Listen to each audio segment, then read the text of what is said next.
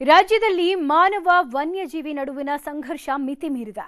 ಕಾಡಿನಿಂದ ನಾಡಿಗೆ ವನ್ಯ ಪ್ರಾಣಿಗಳು ಲಗ್ಗೆ ಇಡ್ತಾ ಇದ್ದು ಪ್ರಾಣಹಾನಿ ಬೆಳೆಹಾನಿ ಆಗ್ತಾ ಇದೆ. ಹೀಗಾಗಿ ಅರಣ್ಯದಿಂದ ಹೊರಗೆ ಬರುವ ವನ್ಯ ಪ್ರಾಣಿಗಳ ಮೇಲೆ ನಿಗಾ ವಹಿಸೋಕೆ ಕಮಾಂಡ್ ಕಂಟ್ರೋಲ್ ಸೆಂಟರ್ ಆರಂಭ ಮಾಡೋಕೆ ಅರಣ್ಯ ಇಲಾಖೆ ಚಿಂತಿಸಿದೆ.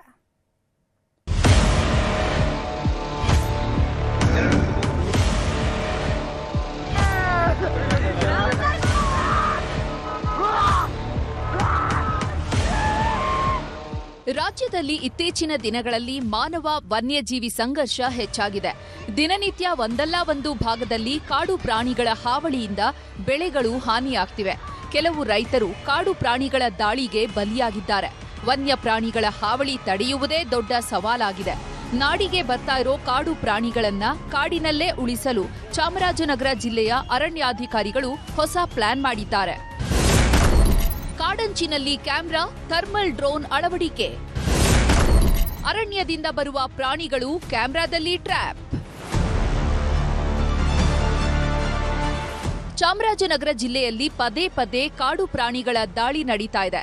ಹೀಗಾಗಿ ಕಾಡಂಚಿನ ಪ್ರದೇಶಗಳಲ್ಲಿ ಹೆಚ್ಚುವರಿ ಕ್ಯಾಮೆರಾ ಅಳವಡಿಸಲಾಗಿದೆ. ಥರ್ಮಲ್ ಕ್ಯಾಮೆರಾ, ಲೈವ್ ಕ್ಯಾಮೆರಾ ಮತ್ತು ಥರ್ಮಲ್ ಡ್ರೋನ್ ಅಳವಡಿಸಲಾಗಿದ್ದು ಕಾಡಿನಿಂದ ಹೊರಬರುವ ವನ್ಯ ಪ್ರಾಣಿಗಳ ಮೇಲೆ ನಿಗಾ ವಹಿಸಿದೆ. ಥರ್ಮಲ್ ಕ್ಯಾಮ್ರಾಸಲ್ಲಿ ಇಡೀ ನಾವು ನೈಟು ಹಗಲು ಎಲ್ಲಿ ಪ್ರಾಣಿಗಳು ಓಡಾಟ ಇದೆ ನಾವು ಅದನ್ನು ಮಾನಿಟರ್ ಮಾಡ್ತಾ ಇದ್ದೀವಿ. ಅದರ ಜೊತೆ ನಮಗೆ ಲೈವ್ ಕ್ಯಾಮ್ರಾಸ್, ಟ್ರ್ಯಾಪ್ ಕ್ಯಾಮ್ರಾಸ್ ಅಂತ ಹೇಳ್ತೀವಿ, ವರ್ಕ್ಸ್ ವಿತ್ GSM ಸಿಮ್ ಹಾಕಿ ಆ ಕ್ಯಾಮ್ರಾದು ರಿಜಿಸ್ಟರ್ ಮಾಡಿಕೊಂಡ್ರೆ ನಮಗೆ ಎಲ್ಲಿ ಆನೆ ದಾಟುತ್ತೋ ಅಥವಾ ಎಲ್ಲಿ ಬೇರೆ ಪ್ರಾಣಿ ಊರ ಒಳಗಡೆ ದಾಟಿ ಜಮೀನಿಗೆ ಬರುತ್ತೋ ಇಮಿಡಿಯೇಟ್ಲಿ ನಮಗೆ ಮೆಸೇಜ್ಗಳು ಮತ್ತು ಫೋಟೋಗ್ರಾಫ್ಸ್ ಬರುತ್ತೆ.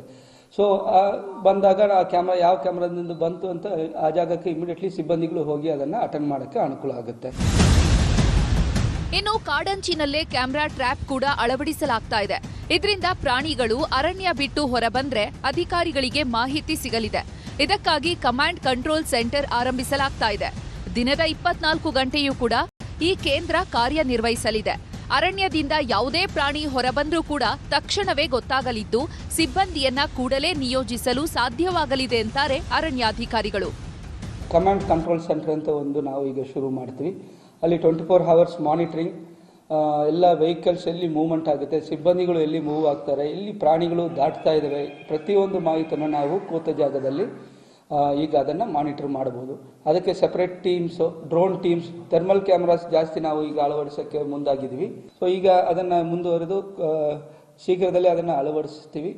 ಆಲ್ರೆಡಿ ಕಾರ್ಯಾಚರಣೆಗಳು ಎಲ್ಲ ಕಾಮಗಾರಿಗಳು ಮುಕ್ತಾಯ ಹಂತದಲ್ಲಿ ಇದೆ. ಒಟ್ನಲ್ಲಿ ವನ್ಯಜೀವಿ ಮಾನವ ಸಂಘರ್ಷ ಮಿತಿಮೀರಿರೋ ಹೊತ್ತಲ್ಲಿ ವನ್ಯಜೀವಿಗಳ ಮೇಲೆ ನಿಗಾ ವಹಿಸುವ ಕೆಲಸಕ್ಕೆ ಅರಣ್ಯ ಇಲಾಖೆ ಕೈ ಹಾಕಿದೆ. ಇದಕ್ಕಾಗಿ ತಂತ್ರಜ್ಞಾನದ ಮೊರೆ ಹೋಗಿದ್ದು ಈ ನಯಾ ಐಡಿಯಾ ಎಷ್ಟರ ಮಟ್ಟಿಗೆ ಯಶಸ್ಸು ಪಡೆಯುತ್ತೆ ಕಾದು ನೋಡಬೇಕು.